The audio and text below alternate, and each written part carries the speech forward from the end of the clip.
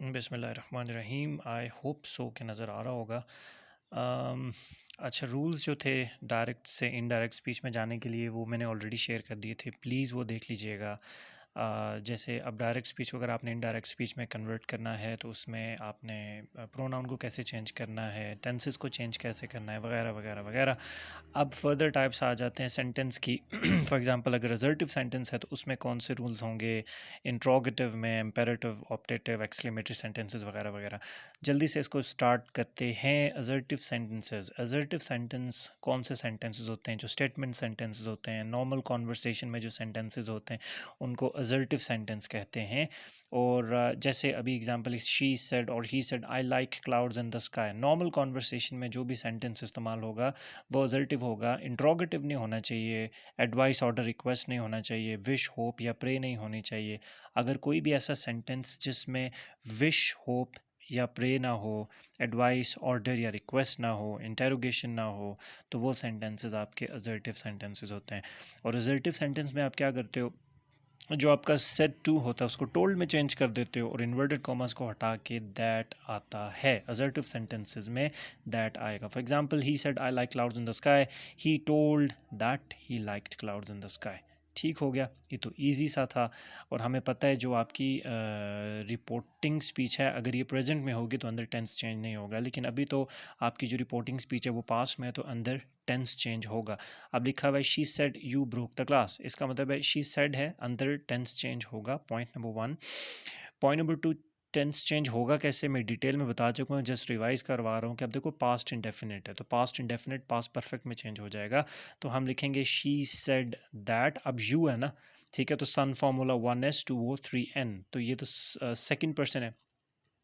अगर आपको ये सब समझ नहीं आ रहा तो आप पहले वो देख लो लेक्चर्स, आपको सब कुछ क्लियर हो जाएगा। मैं जस्ट रिवाइज कर रहा हूँ। अब ये सेकंड पर्सन है वो तो ऑब्जेक्ट के लिहाज से चेंज होगा, ऑब्जेक्ट तो है ही नहीं यहाँ पे। शी तो सब्जेक्ट है, डूअर ऑफ एन एक्शन है, सेड आपका वर्ब हो गया, सो ऑब्जेक्ट नहीं है। सो इस केस में हम अज्यूम करेंगे कि she saying to me, she saying to the first person. So she said you broke the glass, actually इसका मतलब हम अज्यूम जो करेंगे हम कहेंगे she said to me you broke the glass. अब इसको हम नरेट कैसे करेंगे? शी सेड टू मी लिखने की ज़रूरत नहीं है, शी सेड दैट आई, अब ब्रोक है तो इसको पास्ट इंडेफिनिट को पास्ट परफेक्ट में चेंज कर दो।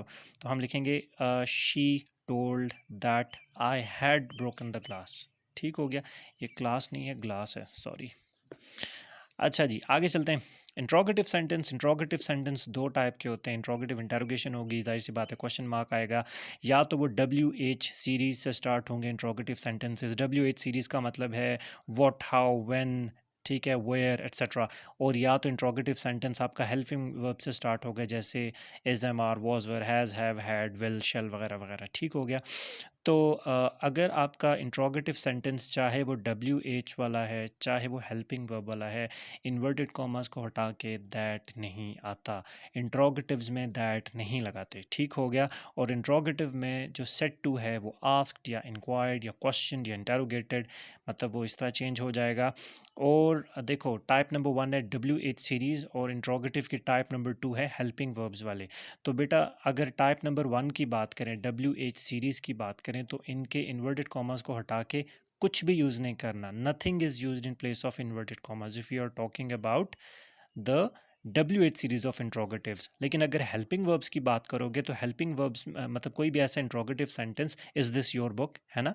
अब देखो इज से स्टार्ट हो रहा है ये इंट्रोगेटिव सेंटेंस, इसका मतलब है कि ये टाइप टू है, यानी कि हेल्पिंग वर्ब वाला है। तो हेल्पिंग वर्ब वाले जो इंट्रोगेटिव सेंटेंसेस होते हैं उनके इन्वर्टेड कॉमर्स को हटा के वेदर या इफ़ लगा देते हैं। और अगर व्हाट इज़ योर नेम या हाउ आर यू या व्हेन विल ही लीव या कुछ भी ऐसा सेंटेंस जो WH सीरीज से स्टार्ट हो, उसके इन्वर्टेड कॉमर्स को हटा के कुछ भी नहीं लगाना। एग्जाम्पल लेते हैं जी, she says how are you. अब देखो सेज है, इसका मतलब है अंदर टेंस तो चेंज नहीं होगा। तो she asks how was I, ये तो गलत हो गया, है ना, ये तो गलत हो गया, ये तो बिल्कुल ही गलत है। अच्छा सेकंड पे आ जाते हैं, शी आस्क्स हाउ एम आई। देख लेते हैं, देखो WH सीरीज से स्टार्ट यानी कि हाउ जो है it is not a helping verb. So WH series है, WH सीरीज का मतलब है कि आपने सेज को या सेड टू को आस्क्ड या आस्क में चेंज कर देना है। और nothing is used in place of inverted commerce, just आपने इन दोनों स्पीचेस को ज्वाइन कर देना है। तो she asks how was I, मतलब अगर देखा जाए रूल तो फुलफिल हो रहे हैं लेकिन ये सेंटेंस गलत है क्योंकि मैंने टेंस को चेंज कर दिया। अच्छा, शी आस्क्स हाउ एम आई, अब अगर देखा जाए तो कंडीशंस तो फुलफ़िल हो गई हैं। शी आस्क लगा दिया, दैट ने लगाया, हाउ लगा दिया। मैंने कहा कि टेंस चेंज नहीं होगा, यू के साथ अगर आर आ रहा है तो आई के साथ एम ही आएगा। लेकिन ये भी गलत है क्योंकि अभी भी इंटरोगेशन ही हो रही है। आपका देखें अभी भी हेल्पिंग वर्ब पहले और बाद में प्रोनाउन है। तो आपने हमेशा इंट्रोगेटिव सेंटेंसेस में, चाहे वो WH है, चाहे वो हेल्पिंग वर्ब है, आपने पहले प्रोनाउन और बाद में वर्ब लाना है। यानी कि ये जो लास्ट सेंटेंस है, she says how are you का she asks how I am, ये करेक्ट है। ठीक हो गया। और अगर ये पास्ट होता, मतलब होता she said how are you, तो मैं कहता she asked how I was. ठीक हो गया।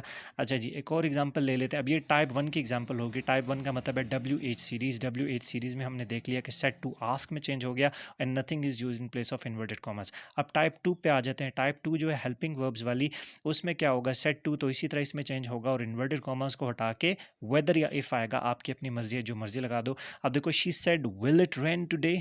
अब देखो विल तो हेल्पिंग वर्ब है, सो हेल्पिंग वर्ब से स्टार्ट हो रहा है, तो सेड या सेट टू आस्क में चेंज हो जाएगा। शी आस्क्ड, और हमें पता है रिपोर्टिंग और रिपोर्टेड स्पीच के बीच में हमने दैट नहीं लगाना बल्कि वेदर या इफ़ लगाना है। मैंने वेदर लगा दिया।